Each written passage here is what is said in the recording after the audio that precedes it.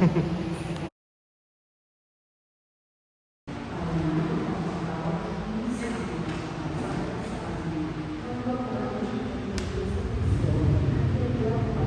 hapon po, ang ating kapag-iwang na si Father Manjo Padilla. Sa ngalan ng Ama, at ng Anak, at ng Espiritu Santo, ang pagpapala ng ating Panginoong Jesucristo, ang pag-ibig ng Diyos Ama, at ang pagkikipagkaisa ng Espiritu Santo naway sumainyong lahat. At sumayin. Mga kapatid, aminin natin ang ating mga kasalanan upang tayo maging marapat gumanap sa banal na pagdiriwang. Inaamin ko sa makapangyarihang Diyos at sa inyo mga kapatid na lubha akong nagkasala sa isip, sa salita at sa gawa at sa aking pagkukulang. Kaya isinasamo ko sa mahal na Birheng Maria, sa lahat ng mga anghel at mga banal, at sa inyo mga kapatid na ako'y panalangin sa Panginoong ating Diyos. Kaawaan tayo ng makapangyarihang Diyos, patawarin tayo sa ating mga kasalanan, at patnubayan tayo sa buhay na walang hanggan. Amen. Panginoon, kaawaan mo kami. Panginoon, kaawaan mo kami. Kristo, kaawaan mo kami. Kristo, kaawaan mo kami. Panginoon, kaawaan mo kami. Panginoon, kaawaan mo kami. Manalangin tayo. Ama naming makapangyarihan sa pag-iisang dibdib ni Giovanni at Sherry Ann, sakramento ng kasal, magkaroon nawa sila ng ibayong pananalig sa isa't isa. Pagkalooban mo sila ng mga supling na magiging tanda ng iyong mga pagpapala sa iyong banal na sambayanan. Sa pamamagitan ni Jesucristo kasama ng Espiritu Santo, magpasawalang hanggan. Amen. Maupo po.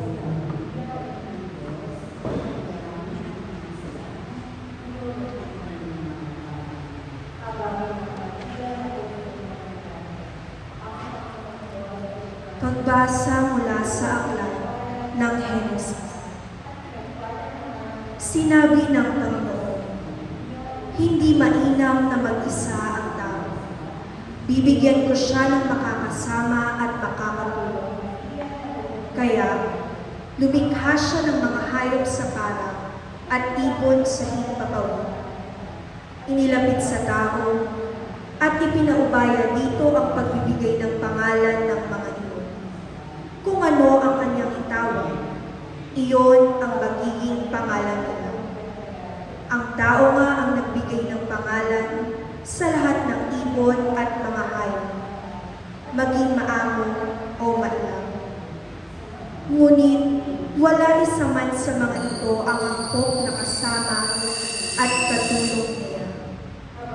Kaya't pinatulog ng Panginoon ang tao.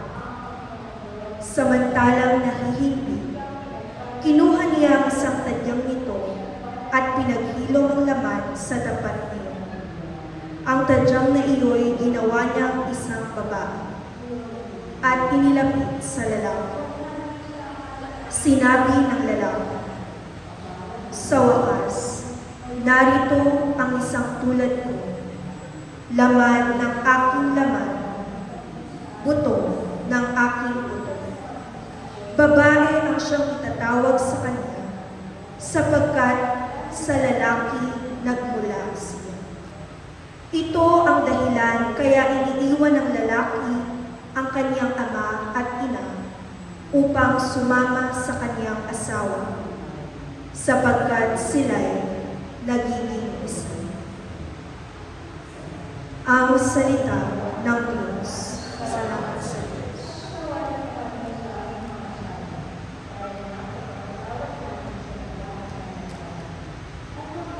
Mapalad ang sumusunod sa taong may takot sa Diyos. Sumusunod na taong may takot sa Diyos. Mapalad ang bawat taong sa Panginoon ay may takot. Ang maalam na adhikay sumusunod sa kanyang utos. Hindi siya magkukulang sa anumang kailangan.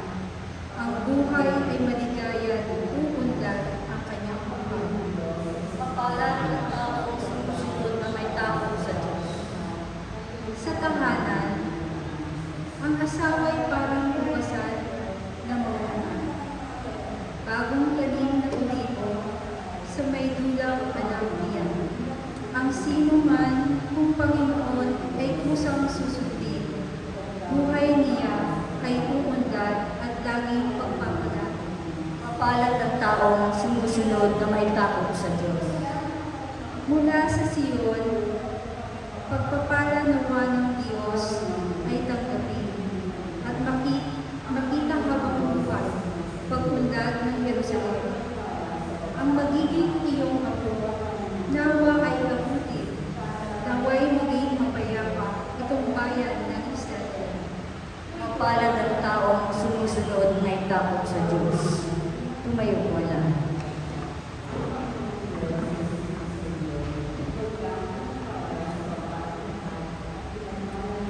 Alleluia, Alleluia.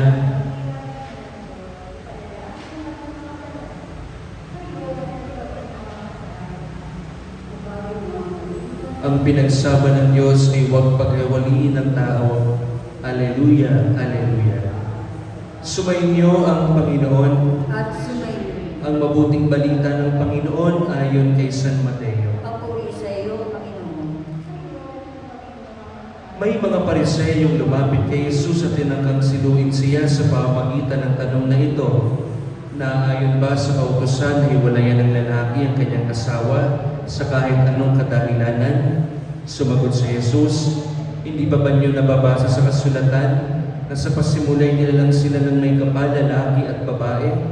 At sinabi dahil dito, iiwan ng lalaki ang kanyang ama't ina at magsasama sila ng kanyang asawa at sila'y magiging isa. Kaya't hindi na sila dalawa kundi isa. Ang pinagsama ng Diyos, huwag paghiwalayin ng tao. Ang mabuting balita ng Panginoon. Pinupuri ka namin, Panginoong Jesucristo. Pagsipo ka. Magandang hapon po sa kanilang lahat.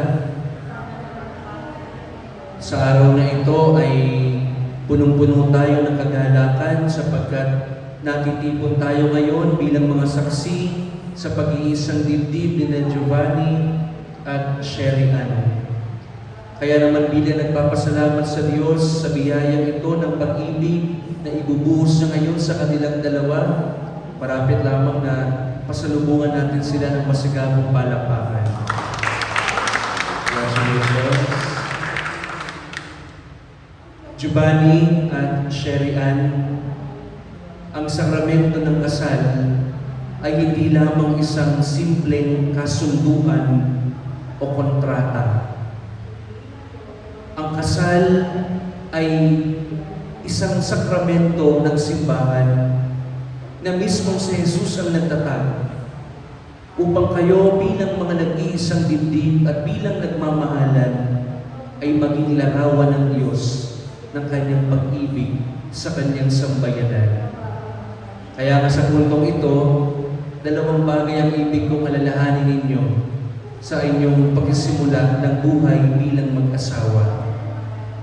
Una ay gawin niyong sentro ang Diyos sa inyong buhay pag-aasawa. Unahin niyong mahalin ang Diyos bago niyo mahalin ang isa't isa. Giovanni, bago mo mahalin si Sherry Ann, una mo munang mahalin ang Diyos. Sherry Ann, bago mo mahalin si Giovanni, una mo munang mahalin ang Diyos. Sapagkat ang pag-ibig na mayroon kayo ay hindi galing sa ganang sarili nyo lamang. Galing yan sa Diyos na siyang nagbuklod sa inyo sa araw na ito.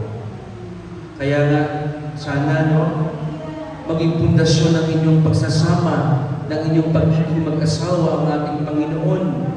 At kapag ganyan ang nangyari, anumang unos, anumang problema ang mangyari sa inyo, hindi kayo bibitaw. Hindi kayo magigiba. Kasi alam nyo, ang tinutuntungan ng inyong pagmamahalan ay ang pag-ibig ng Diyos.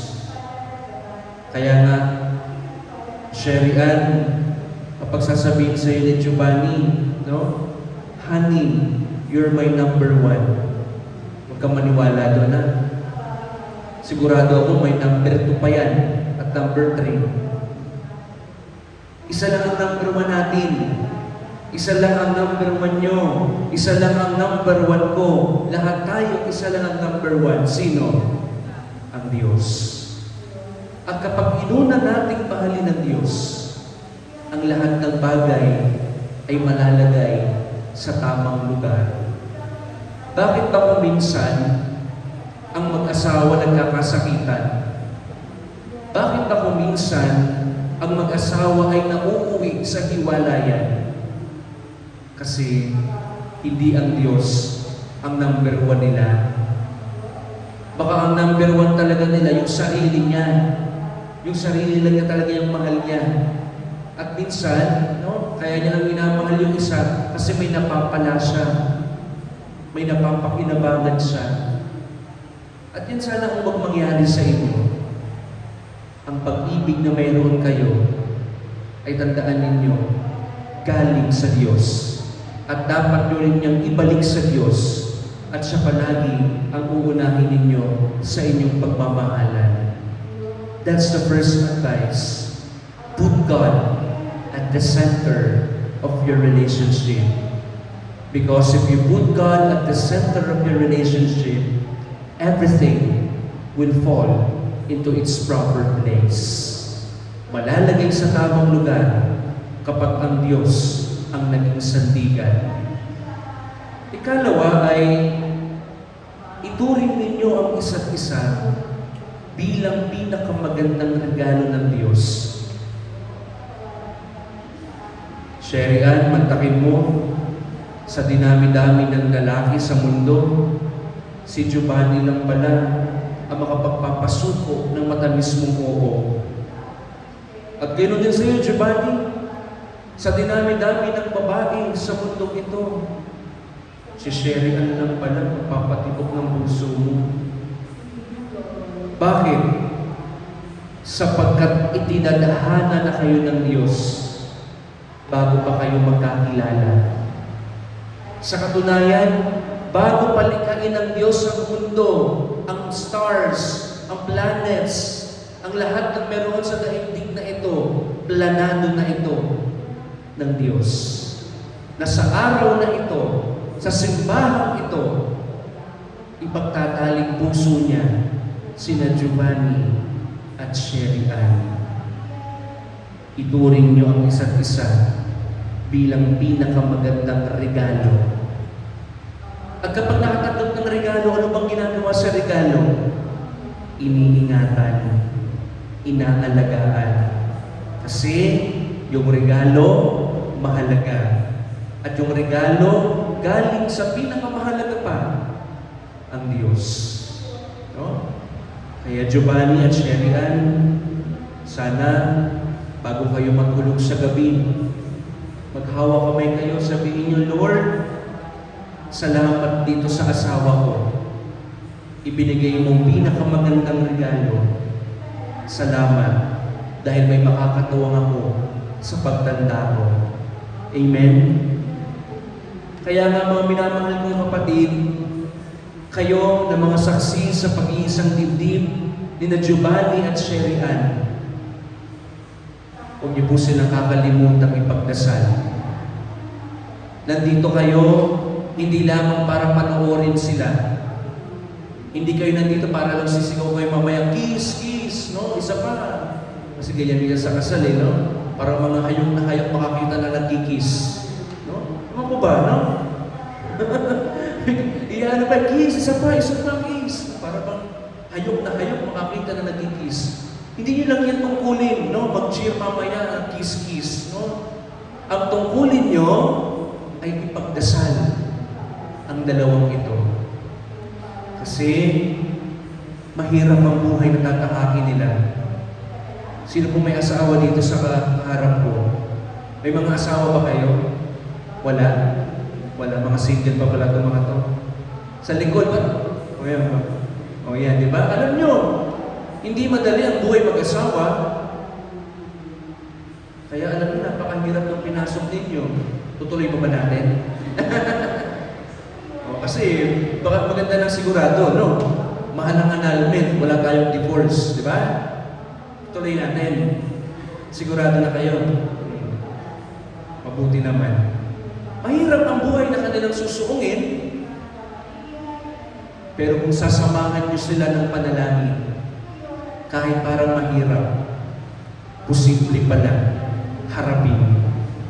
Dahil ang panalangin natin, yan ang tutulong upang mapalakas ang pagmamahalan ng dalawang ito.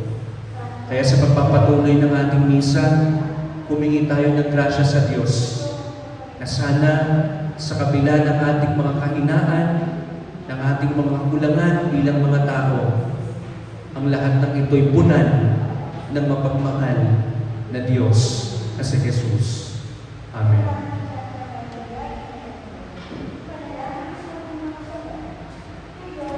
Tatayo po lahat.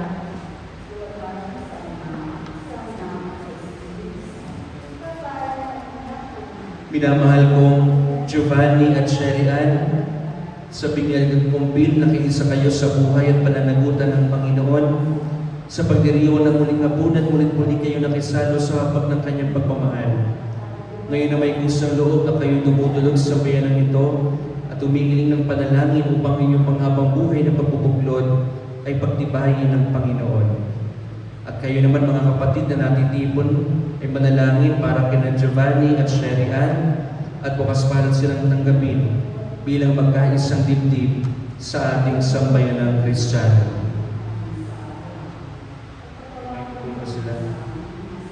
Minamahal kong Giovanni at Sherry Ann, magharap kayo ngayon. Pagdaupin ninyo ang inyong mga palad. Sige, yan. At ipahayag ninyo ang iyong piniling magtipan sa banal na sakramento ng kasal. Sige, yung mga ninong at inang lumapit sa magkabilang gilid.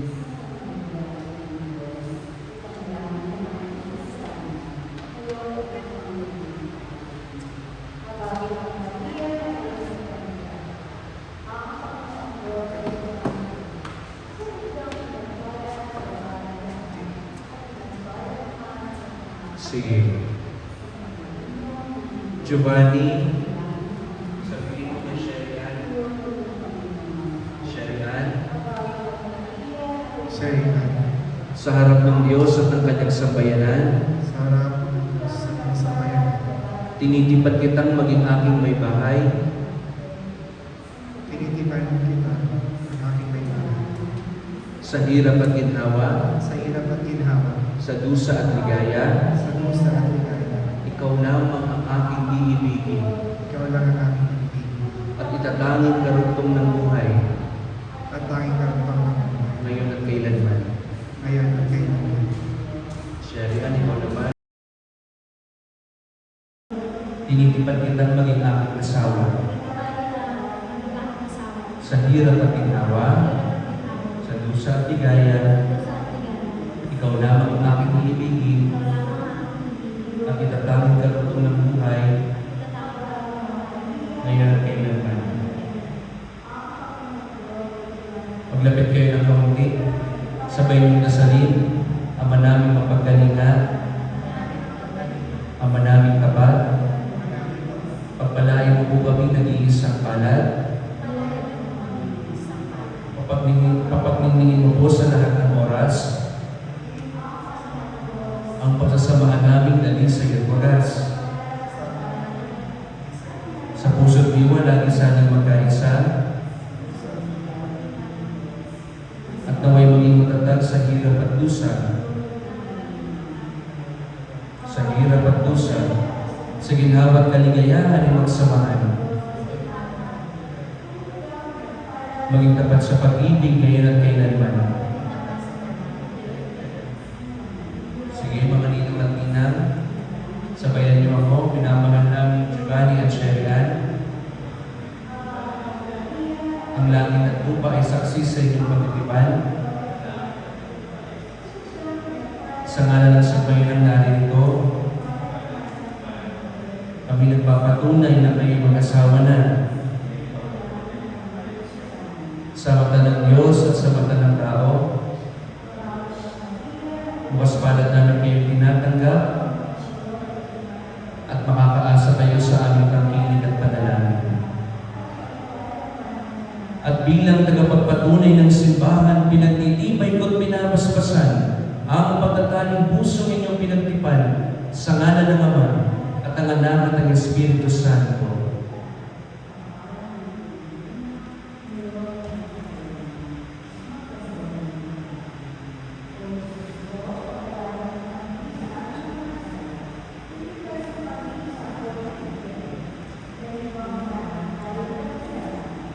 Ngayon na yung mga lingkod, pagkalooban mo sila ng sapat na kabuhayan, sinasagisag ng mga anas na ito sa ipagkakamit ng buhay na walang hanggan. Ngayon din naman pagindapatan mo sila magsusuot ng mga singsing na ito, ay maging kawanis mo sa iyong sa pag-ibig at walang maning na katapatan. Inilunog namin ito sa pamagitan ni Jesucristo, kasama ng Espiritu Santo, magpasa walang hanggan. Habang isinusuot mo sa kanyang daliri, sabihin mo, Sherian, Sir, yan. kailan mo hindi kita pagtataksilan, Ilan ang ito ang nagkasama. isuot mo at pakalingatan ng singsing na ito, Isuot mo at kailangan ng sisiyan. na siyang sagla ng aking pag-ibig at katapatan, Siya ang sandalan ng kapatid. sa ngalan ng Ama at ng Anak at ng Espiritu Santo. Amen. Sinayin mo ang Espiritu Santo. Okay. Ito naman, Sherian, hindi mo yung singsing. Sabihin mo, Giovanni, kailan may di kita pagtataksilan, isuot mo at pakaingatan ng singsing na ito, na siyang sangla ng aking pag-ibig at katapatan. Sa ngalan ng Ama at ng Anak at ng Espiritu Santo. Amen. Okay? Nakaganyan kayo sa ilalim ng babae.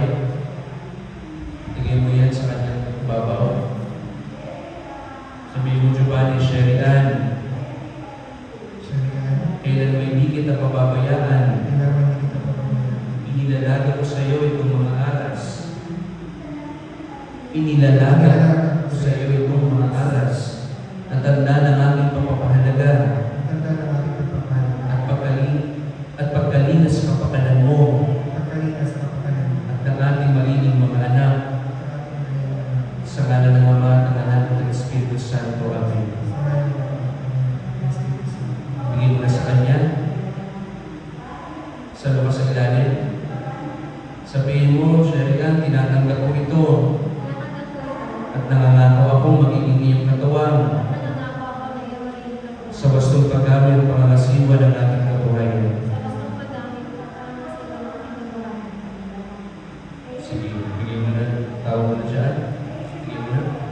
Harap kayo ngayon sa sambayanan. At bilang pagtanggap natin sa mga bagong kasal, pasalubungan natin sila ng masigabong palakpakan. Congratulations. Ngayon po ay napapatuloy tayo sa misa. Maluhod na kayo hanggang sa tumayo po tayo. Manalangin kayo mga kapatid upang ang paghahain natin ay kalugdan ng Diyos sa mga makapangyarihan.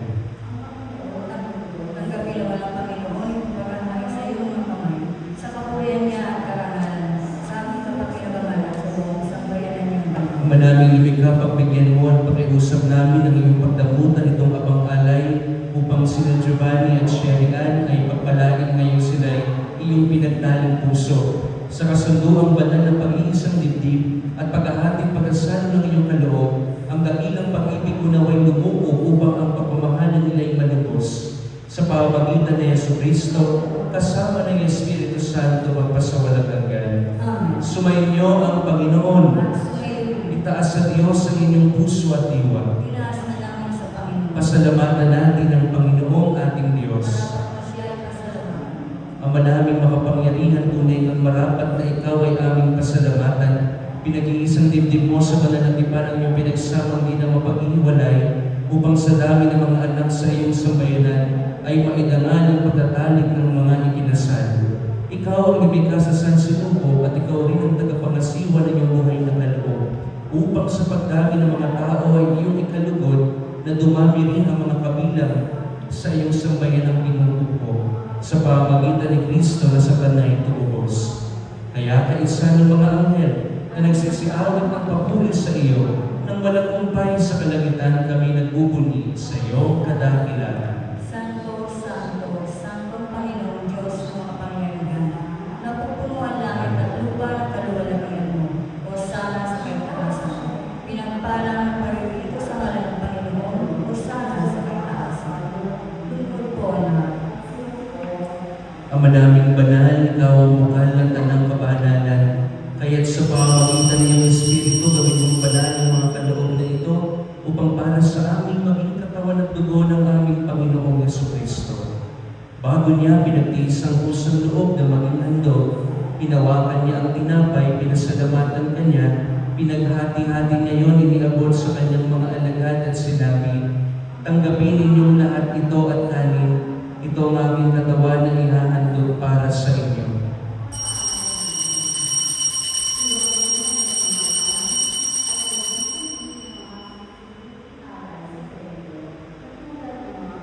Gayon din naman noong matapos sa hapunan, hinawakan niya ang kalis, muli kanyang pinasalamatan. Iniabot niya ang kalis sa kanyang mga alagad at sinabi, "Tanggapin ninyong lahat ito at inumin. Ito ang kalis ng aking dugo ng bago at walang hanggang tipan.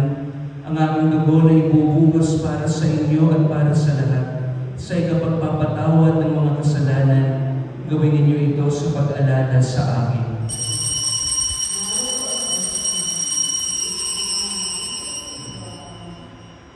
Tumayo po na. Ang misteryo ng pananampalataya. Si Kristo ay namatay, si Kristo ay nabuhay, si Kristo ay babalik sa wakas ng panahon. Ama, ginagawa namin ngayon ang pag-alala sa pagkamatay at muling pagkabuhay ng iyong anak. Kaya iniaalay namin sa iyo ang tinapay na nagbibigay buhay at ang kalis na nagkakaloob ng kaligtasan. Kami nagpapasalamat dahil kami iyong minarapat at tumayo sa harap mo para maglingkod sa iyo. Isinasamo namin kami magsasalo-salo sa katawan ng dugo ni Kristo ay mabuklod sa pagkakaisa sa pamamagitan ng Espiritu Santo. Amalingapin mo ang iyong simbahang laganap sa buong daigdig. Puspusin mo kami sa pag-ibig, kaisa ni Leon na aming Papa at ni Roberto na aming Obispo at ng Tanang Kaparian. Alalahanin mo rin ang mga kapatid namin nahinlay na may pag-asang sila'y muling mabubuhay, gayon din ang lahat ng mga pumanaw. Kaawaan mo sila patuloyin sa iyong kaliwanagan. Kaawaan mo at pagindapatin kaming lahat na makasalo sa iyong buhay na walang wakas.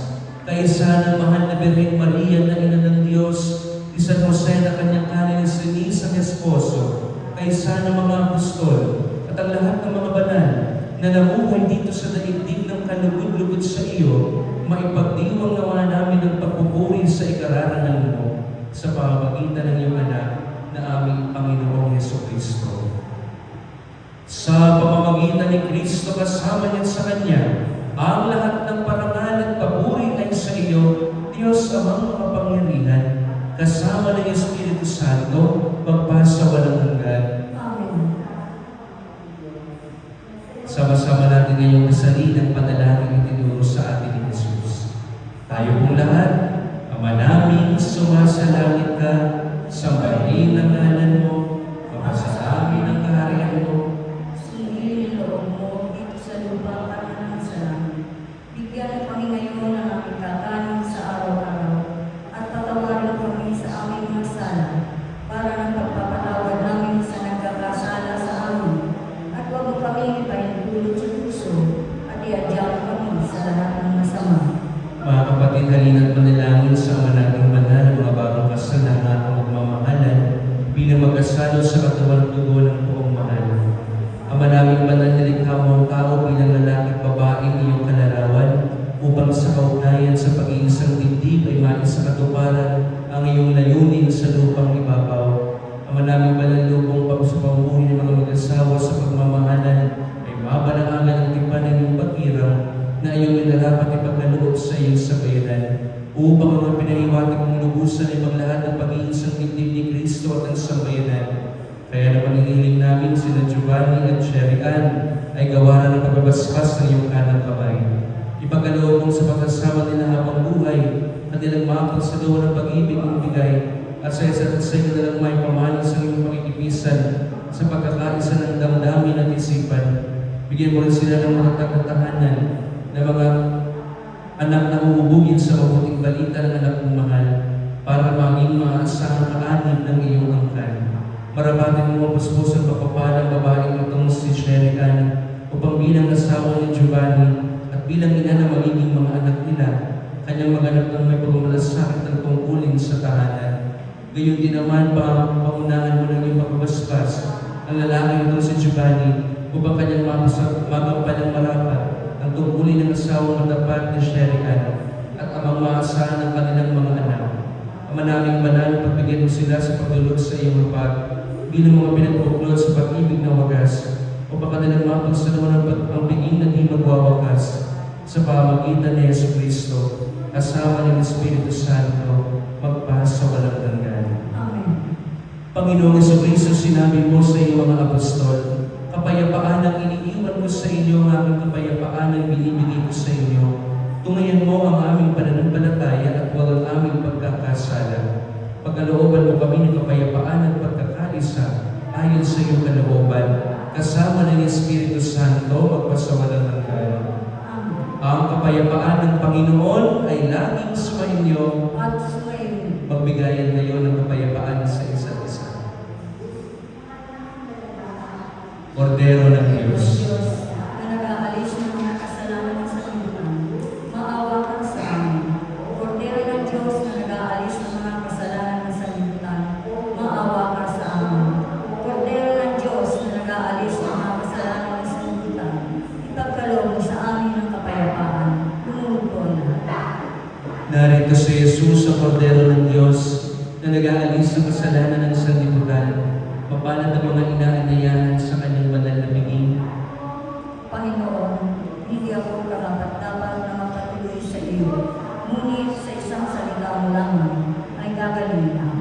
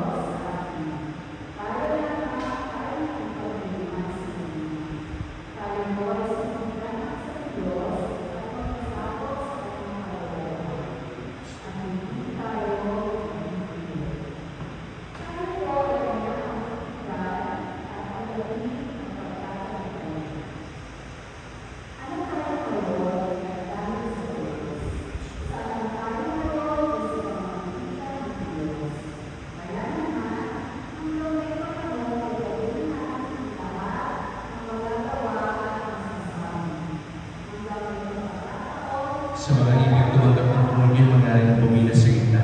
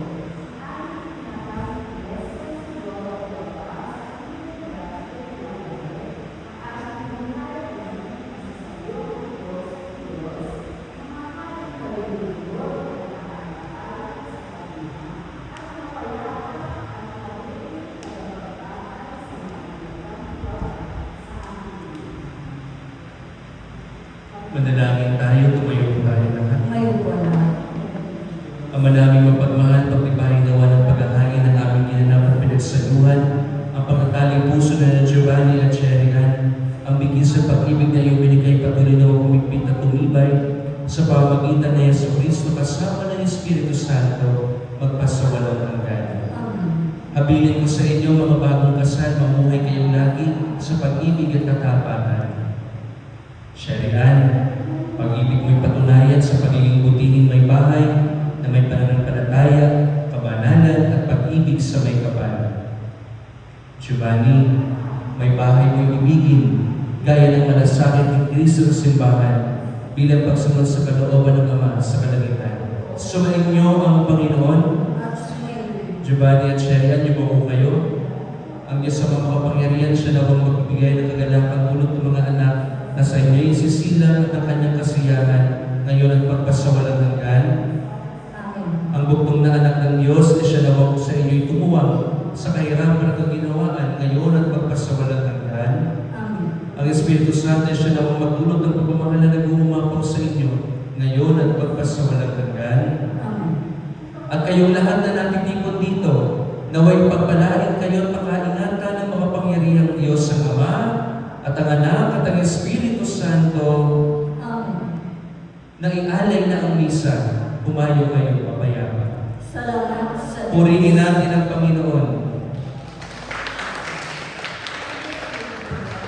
Giovanni at Sherian, magharap na kayo ngayon. Ayan. Ready na yung camera. Giovanni, maaari mo nang igawan ang iyong masuyong halik. You may now kiss the bride.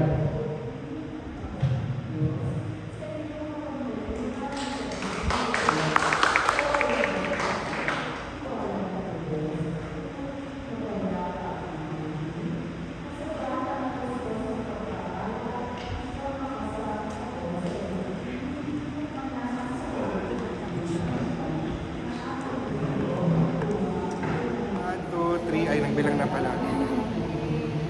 Clap! Clap kayo, clap! Wala, ayaw. Wala, ay, Wala.